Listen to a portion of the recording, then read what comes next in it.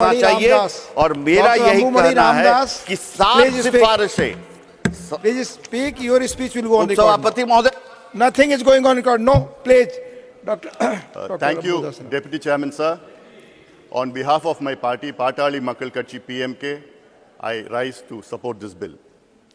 Sir, in India, till about 100 years ago, women weren't allowed to go out of the houses. Till about 75 years ago, women weren't allowed to vote. Till about 50 years ago, women weren't allowed to go to colleges. Till about 25 years ago, women weren't allowed to go to work. Today, it has all changed. Women are being empowered, but at a very, very slow pace and in very few numbers. Sir, down 25 years, I'd like to see a situation in India where women are so empowered that men will try to bring in a similar bill in Parliament for themselves in this August House.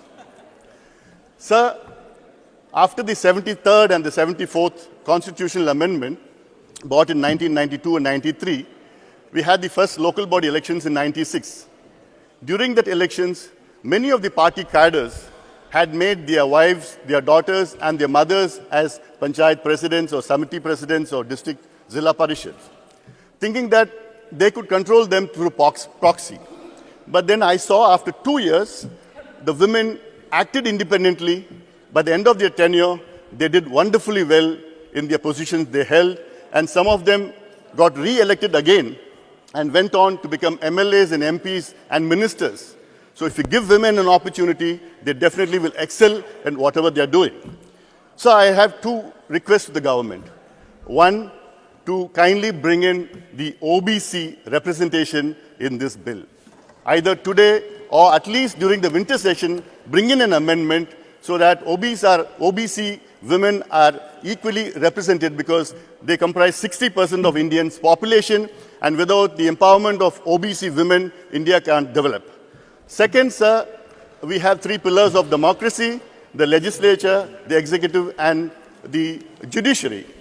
We have fulfilled the demand of the legislature because we have a reservation for women in the local bodies, and today we're bringing in for MLAs and MPs.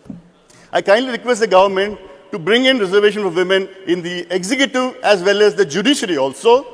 After 75 years post-independence, we still haven't had a woman Chief Justice of India. And there are very few women judges in the High Court and the Supreme Court. We need more women officers in IAS, IPS, IPS, IFS, and defense sector.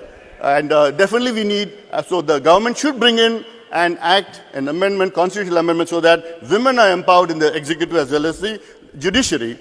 Sir, I would like to end with the saying, if boys get education, only he is educated. But if girls get education, the entire family gets educated.